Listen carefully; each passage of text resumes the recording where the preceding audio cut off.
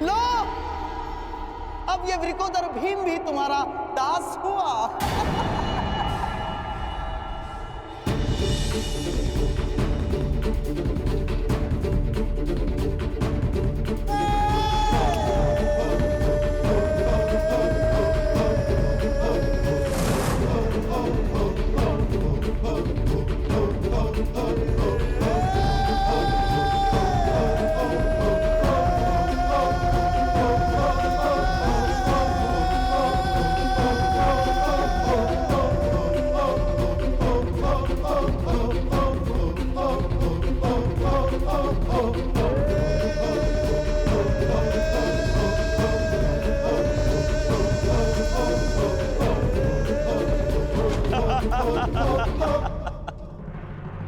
देखना दुर्योधन, इस पांचाली को कैसे निर्वस्त्र करता हूं मैं।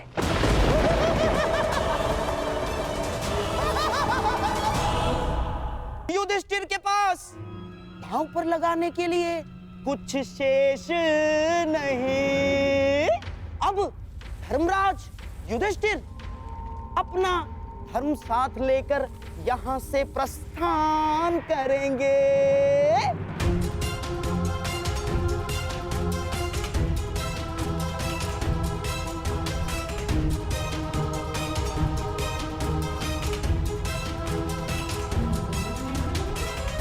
नहीं, मैं अपने अनुजों को छोड़कर कहीं नहीं जाऊंगा। ठीक कहा था सहदेव ने, यदि एक उंगली दास बने तो पूरा हाथ दास बन जाता है। अब यदि दास बनेंगे तो हम पांचों, अन्यथा कोई नहीं।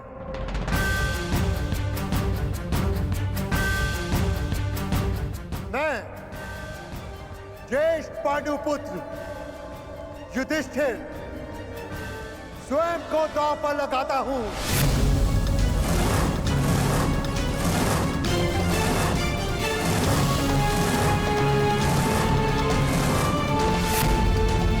नहीं भ्राताश्री, आपको दांव पर ना लगना पड़े इसलिए हम चारों दास हुए।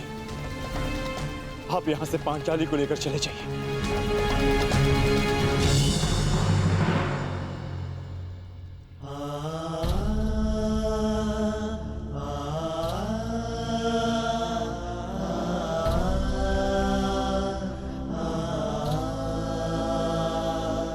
अनुज,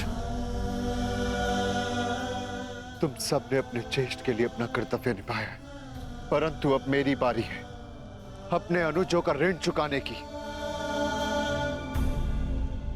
मेरे भाइयों को त्याग कर यदि मुझे तीनों लोक का राज्य मिले तो भी मुझे स्वीकार नहीं।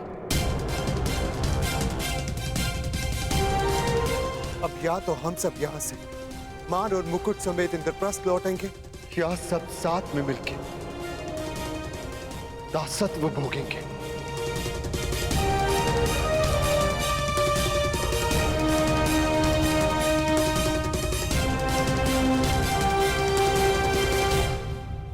मैं स्वयं को दांव पर लगाता हूं।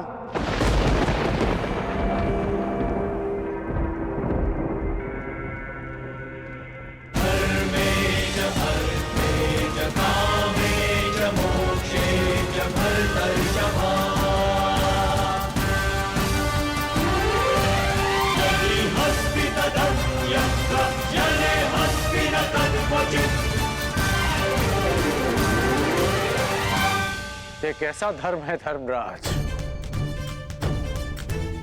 आज तक मुझे लगा था कि दोष मात्र दुर्योधन में है,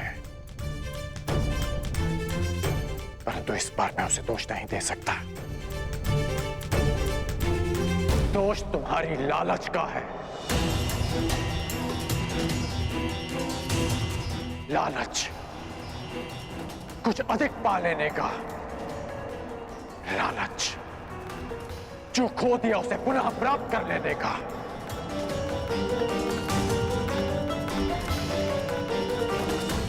इस खेल से उठ क्यों नहीं जाते तुम? अब भी समय है युधिष्ठिर, अब भी समय है। आपने ठीक कहा था अंगराज, आपने सतर्क किया था मुझे कि प्रत्येक कर्म का अपना परिणाम होता है, परंतु वो परिणाम स्वयं भुगतना होता है। और मैं अपने कर्म का परिणाम अपने भाइयों को अकेले भुगतने नहीं दे सकता। अब यह खेल लालच का नहीं, प्रेम का है, समर्पण का है और विश्वास का। मैं प्रारंभ से कह रहा हूं कि ये खेल ही अधर्म है। अंगराज, धर्मराज को धर्म मत सिखाइए, खेल खेलने दीजिए। इस स्पर्धा के खलनायक आप हैं। वो कहते हैं ना कि सूद मूल से अधिक प्रिय होता है।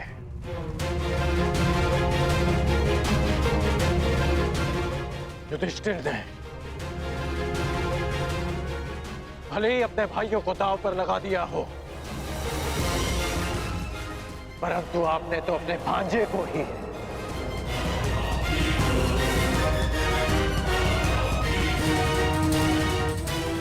घृणा और प्रतिशोध की चौसर में फंसा दिया है। आपका भाषण बहुत अच्छा है अंगराज, परंतु ये कोई वक्तृत्व स्पर्धा नहीं है। धर्मराज युधिष्ठिर की इच्छा का निरादर करने का साहस मुझ में नहीं। हाँ, यदि कोई और धर्मराज युधिष्ठिर को रोकना चाहे तो रोक सकता है। नहीं पितामह, अब और कोई बीच में नहीं बोलेगा।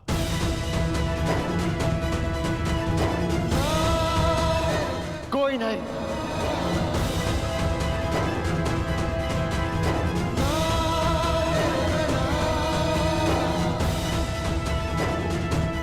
आप दाव खेलिए मामा श्री। ये खेल आपके और मेरे मध्य नहीं, हम भाइयों के भाग्य और इन पासों के मध्य है। खेल प्रारंभ कीजिए। अब होगी धर्मराज के धर्म की आहुति।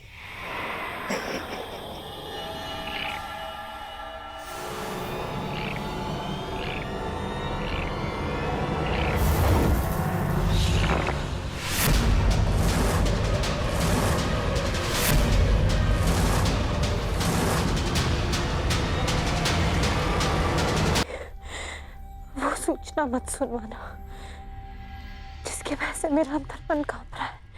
पांचाली,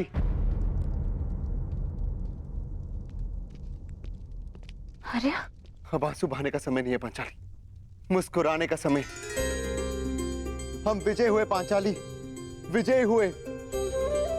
मैंने स्वयं को दांव पर लगाकर सब कुछ जीत लिया। मेरे सारे अनुज, हमारी सारी संपत्ति और इंद्रप्रस्थ को भी। मैं फिर से सम्राट बन गया पांचाली, फिर से सम्राट।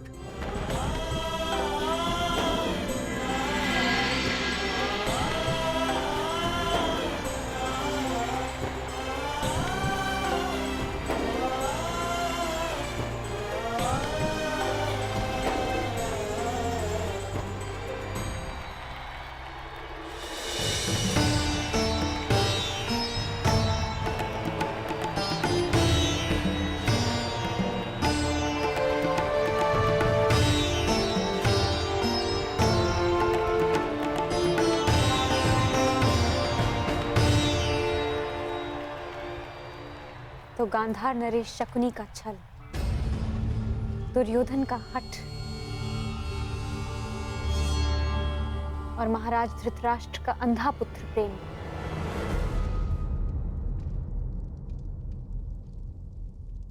धर्म को हरा ना सके।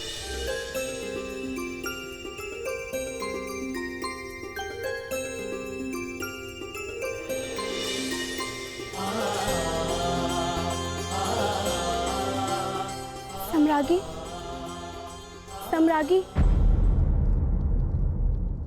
आखिरी चाल में सम्राट ने स्वयं को दांव पर लगा दिया था।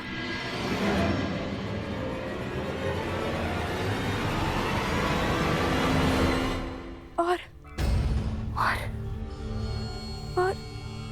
क्या? बता मुझे किसकी जीत हुई? ज्येष्ठ पांडुपुत्र युधिष्ठिर भी तुम्हारा दास हो गया।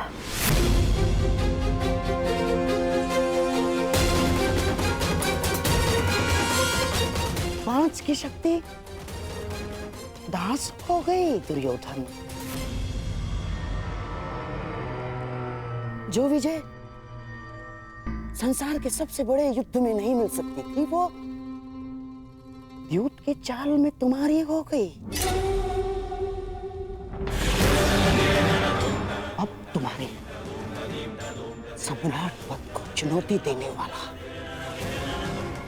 सबसे अंतिम पांडव भी तुम्हारा दास हुआ दुर्योधन। अब इस यज्ञ की सबसे अंतिम आहुति चढ़ेगी याज्ञसेनी द्रौपदी। द्रौपदी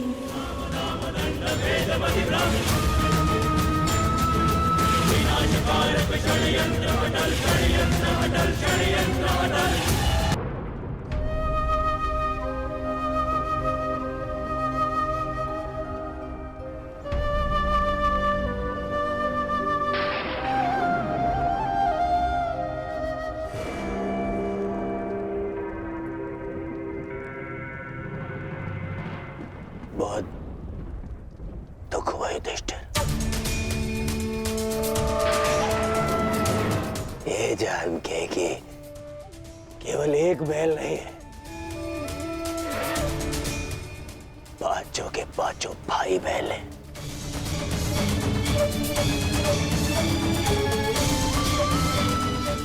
आपको भी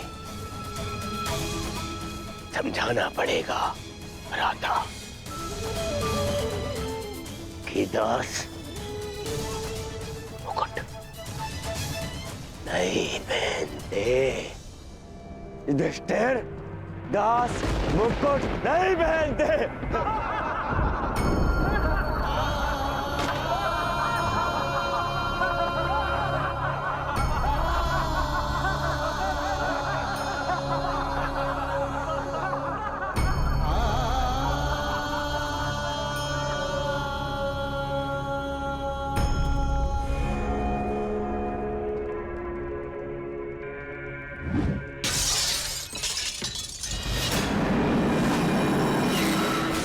प्रतीत होता है हस्तिनापुर के दुर्दिन निकट आ गए।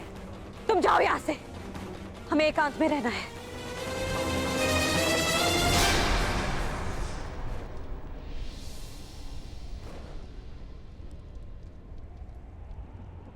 भ्राता युधिष्ठिर,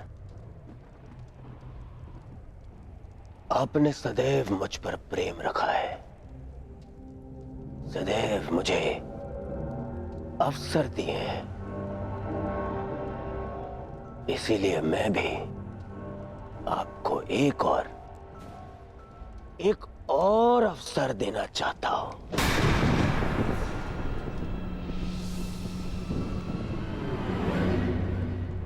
बस करो दुर्योधन, बस करो। युधिष्ठिर से दांव पे और क्या लगवाना चाहते हो? पर इसके पास तो कुछ शेष बचा ही नहीं। बहुत कुछ शेष है आचार्य द्रोण, पाने के लिए भी और खोने के लिए भी। माना कि सम्राट युधिष्ठिर अब सब कुछ हार गए, परंतु जब सम्राट युधिष्ठिर ने यहां प्रवेश किया था तो इंद्रप्रस्थ के सम्राट थे, और अब एक दास बनकर हम सबके समक्ष खड़े हैं। प्रश्न तो ये उठता है आचार्य द्रोण कि ये सारा जगत सम्राट युधिष्ठिर को किस नाम से स्मरण रखेगा? उस राजा के नाम से जिसने द्यूत में अपने आत्मसम्मान के साथ साथ सब कुछ हार डाला, या उस राजा के रूप में जिसने सब कुछ खोकर भी सब कुछ फिर से पा लिया और फिर से सम्राट बन गए? परंतु अब इनके पास शेष बचा ही क्या है दांव पे लगाने के लिए? एक वस्तु शेष है जिसे दांव पर लगाकर ये सब कुछ फिर से जीत सकते हैं, फिर से सम्राट बन सकते हैं।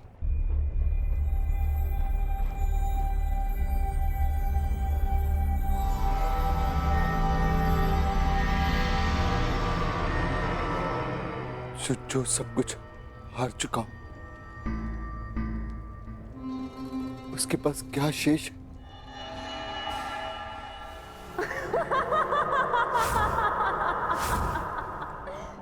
मैं बताता हूं।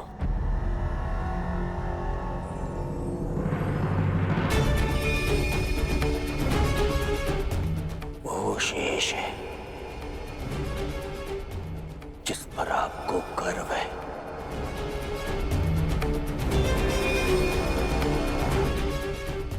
वो शेष है जिस पर आपका अब भी अधिकार है।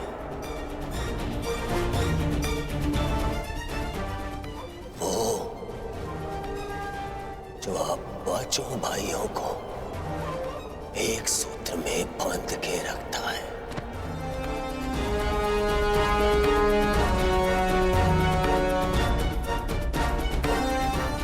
वो जिसका जीवन आप पांचों से जुड़ा है।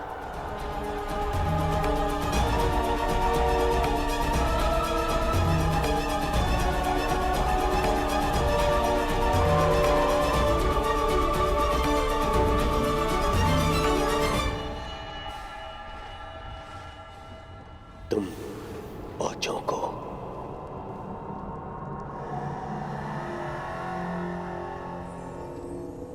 एक करने वाली ध्रुपद पुत्री पांचाली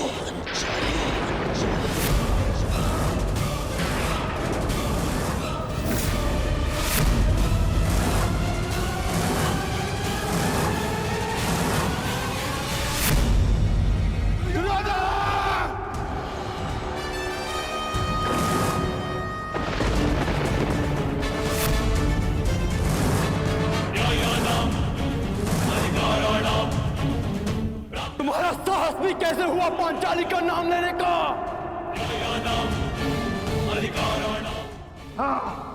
मैं अभी इसी क्षण शकुनी समेत सारे खरों का नाश कर दूंगा।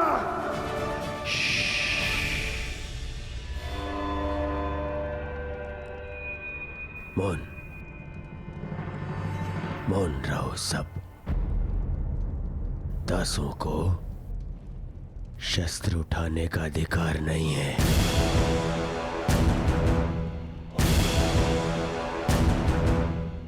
दास शस्त्र नहीं उठाते। धर्मराज, अपने भाइयों को समझाइए, दासों का क्या धर्म होता है। दुर्योधन, मत भूलो कि पांचाली कुलवधू है। ठीक, पांचाली कुलवधू थी महामहिम, परंतु अब वो दासवधू है, अर्थात एक दासी।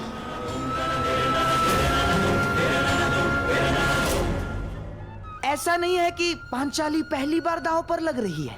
पांचाली तो सदा से दांव पर लगती आ रही है। पहले पांचाल स्वयंवर में, उसके पश्चात बहन कुंती के वचन पर।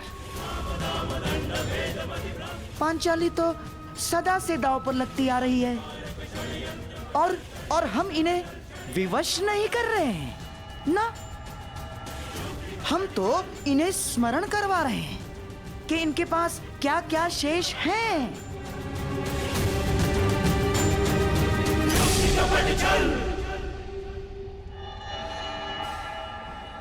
स्मरण कीजिए सम्राट, पांचाली आपके लिए कितनी भाग्यशाली है।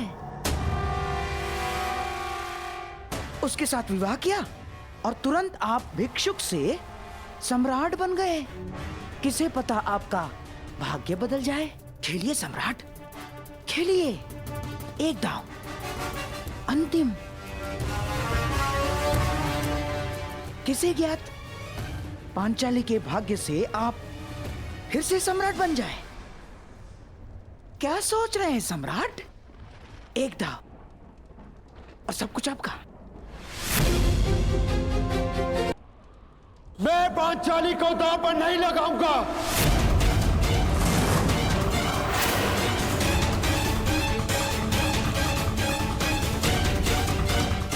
मुझे इस दुर्योधन का दास बनना स्वीकार है।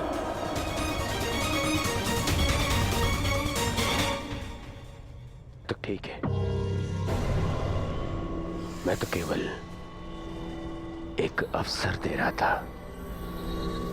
यदि भ्राता युधिष्ठिर को स्वीकार नहीं है तो कोई बात नहीं। दास प्रतिगामी, जाओ और जाकर अब मेरी दासी द्रौपदी को यहां लेकर आओ। जाओ। दुर्योधन, तुम अपने सीमा का अतिक्रमण कर रहे हो। वहीं पूर्ण विराम लगा दो। दुर्योधन, तुम इस भांति एक स्त्री का अपमान नहीं कर सकते। सावधान दुर्योधन। आप अपनी प्रतिज्ञा की सीमा में बंधे हैं पितामह। आप अपने वचन से बंधे हैं आचार्य। और तुम कर्ण मेरी मित्रता के बंधन में बंधे होकर